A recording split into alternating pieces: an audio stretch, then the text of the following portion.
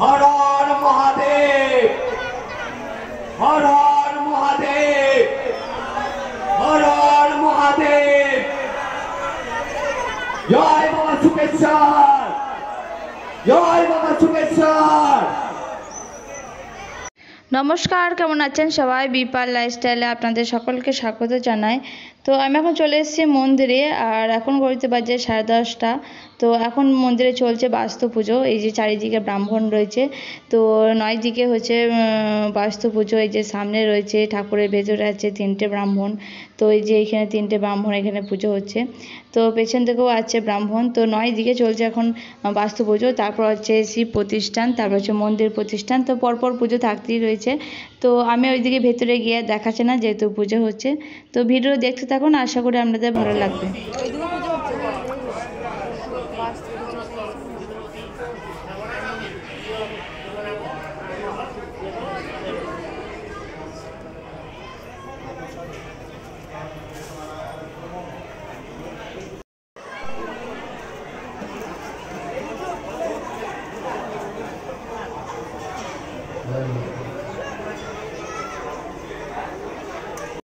गंधपुष्पं वायवे लोकपालाय नमः।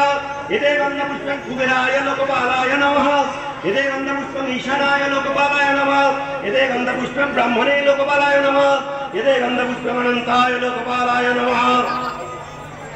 ओम त्रैलोक्ये यानि भूतानि स्थावराणि चराणि च ब्रह्मा विष्णु शिवैशार्धं रक्षं कुर्वन्तु तानि मे देवदानव गन्धर्व जठराक्षसपन्यगा ऋषयो मुनयो गाव देवमात्रैव च सर्वे मम करे लक्ष्यं प्रकुर्वन्ति मुदान्विता।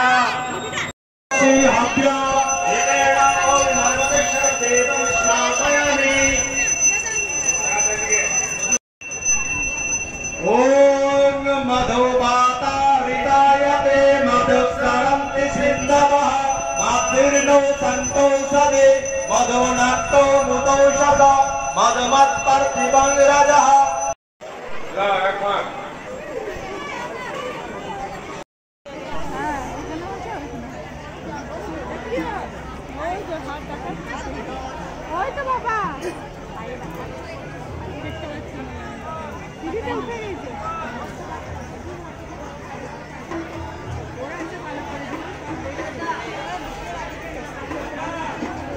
ওই যে প্রিয় ধরে নিয়ে আসছে আমার কীর্তনাদ ওম শ্রী হরি ওম শ্রী হরি ওম শ্রী হরি।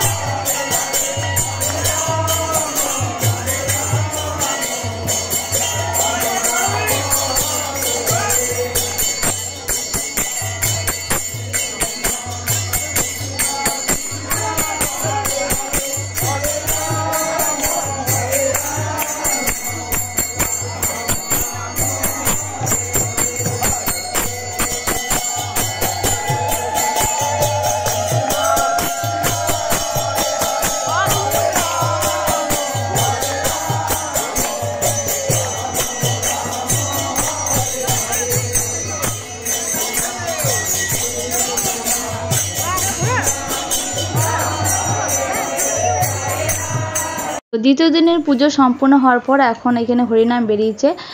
তো কত মানুষ দূর দূরান্ত থেকে এসছে আমাদের এই মন্দির দেখার জন্য, পুজো দেখার জন্য।